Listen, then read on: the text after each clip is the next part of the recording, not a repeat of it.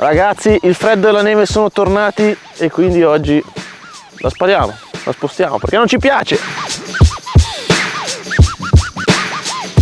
Skatepark pulito, però deve un po' asciugarsi, quindi direi che andiamo in garage a fare qualcosa di produttivo.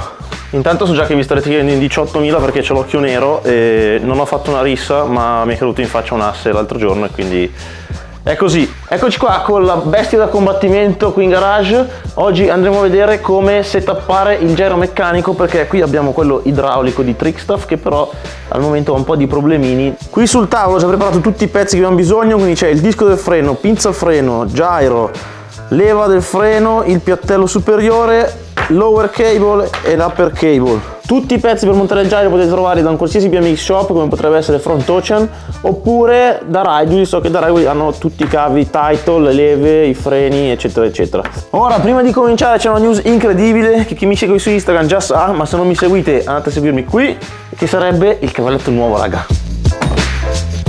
Guarda qua. Finalmente, dopo mesi e mesi col cavalletto traballante, me ne sono comprato uno serio. Quindi ringraziamo il Diego Portafogli per il nuovo cavalletto, così che possiamo lavorare finalmente in pace, va. Guarda che livello, cioè, adesso è tutta un'altra storia proprio.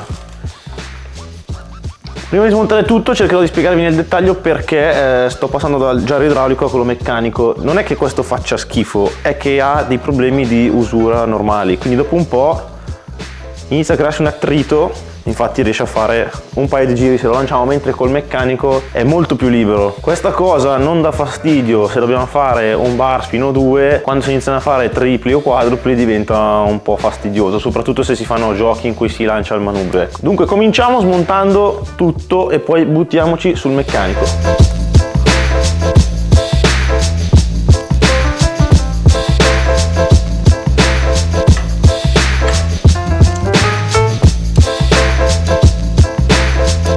C'è una vitina nascosta da svitare che tiene fermo il gyro, non lo fa girare sul tubo.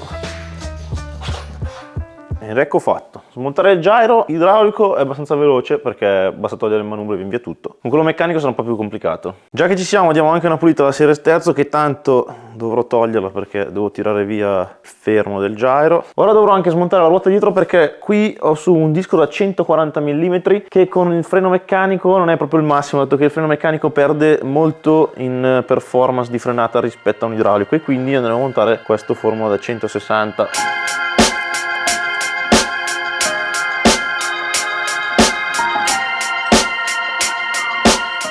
Mi sono messo a dare una pulita al telaio perché è proprio sporco, da un po' che non la curo. Lo so, sembra una tortura ma era necessario.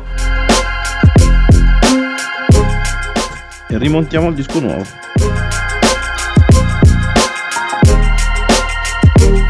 L'importante prima di serrare completamente le viti, puntatele tutte così non avete problemi. Allora rimonto la ruota. Catena, tiriamo una stecca mondiale, è andato su bene. Ok, e questo è a posto. Siamo quasi pronti per installare il gyro, ma prima dobbiamo verificare che il nostro telaio sia predisposto per montare i fermi, quindi deve avere dei fori come questo qui che vedete qui. I fermi dei cavi inferiori, come vedete qua sulla BMX, che ha questi due fermi avvitati direttamente nel telaio. Se non avete i fori sul telaio potete farli con un maschio del 4 come questo, ma se non siete molto pratici vi consiglio di rivolgervi a un professionista. Nel mio caso il telaio è predisposto ma non ha i fori nel posto giusto, questo perché ha una staffa che sarebbe questa, studiata appositamente per questo telaio, dove si andranno poi ad avvitare i fermi dei cavi qui. Quindi cominciamo.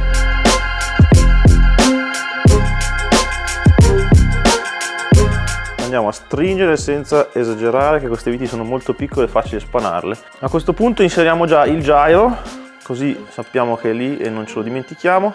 Ora è il momento di inserire forcella, manubrio, eventuali spessori ed il piattello superiore, che è la cosa più importante, che serve per avvitare i cavi.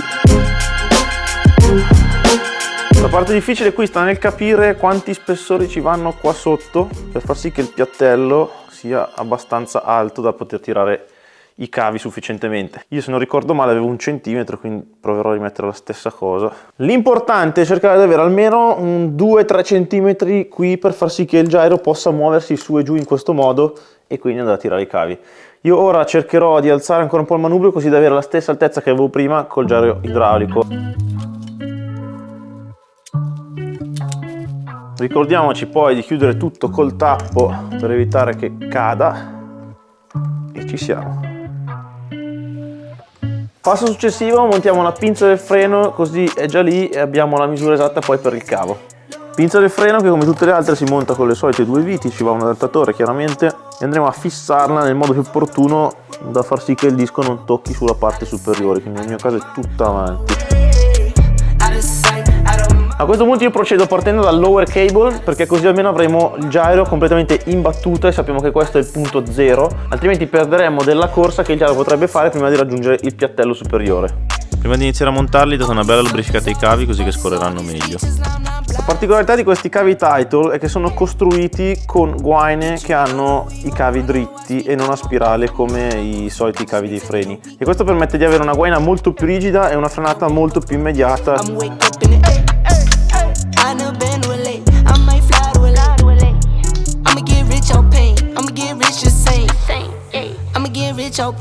Una volta montato il lower cable mandiamo tutto in battuta, assicuriamoci che le guaine siano ben inserite qui nello sdoppiatore soprattutto, e montiamo il cavo sul telaio.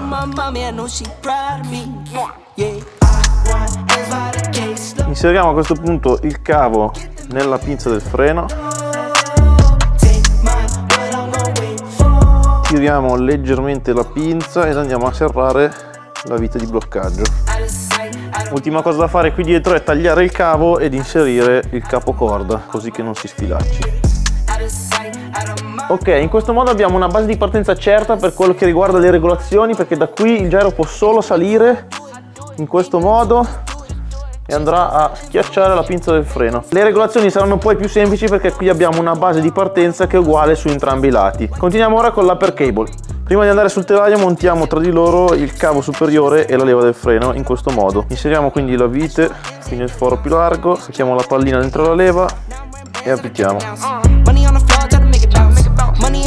Prima di montare la leva sul manubrio consiglio di inserire i cavi, perché essendo molto rigidi diventerà poi difficile piegarli ed avvitarli, e li inseriamo poi nel gyro. Ok, a questo punto possiamo montare la nostra leva sul manubrio.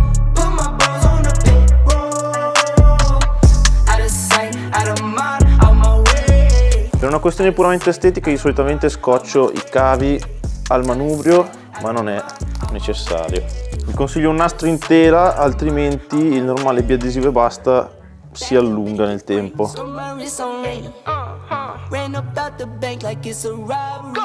Abbiamo praticamente finito di montare tutto il gyro, restano da fare piccole regolazioni che ne miglioreranno l'utilizzo. Andiamo subito a vederle. In primis su tutti la pinza del freno. Qui abbiamo svariate regolazioni che possiamo fare. Possiamo inclinarla, possiamo spostarla a destra e a sinistra, possiamo avvicinare ed allontanare le singole pastiglie. Quindi giochiamoci queste regolazioni per far sì che il disco sia più libero possibile da ogni attrito.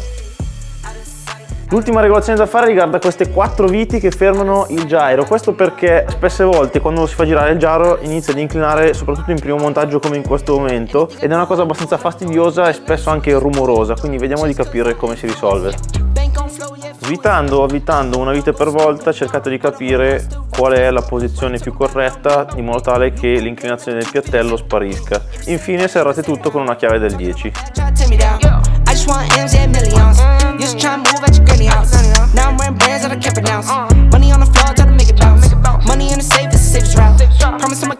Ok ragazzi, il gyro è completamente settato e funziona perfettamente. Gli ultimi accorgimenti riguardano la leva del freno, quindi regolate l'inclinazione che più preferite piuttosto che la distanza della leva dal manubrio. Gira come un missile, completamente libero rispetto al gyro idraulico, e questo ci permetterà di fare un po' di trick tipo bar back molto in tranquillità, perché così non dovremo pensare al fatto che magari il manubrio si rallenta o si ferma mentre gira. Per questo DD Tech direi che è tutto, noi ci vediamo nel prossimo video. Andate a fare un po' di bar fin fuori, dai.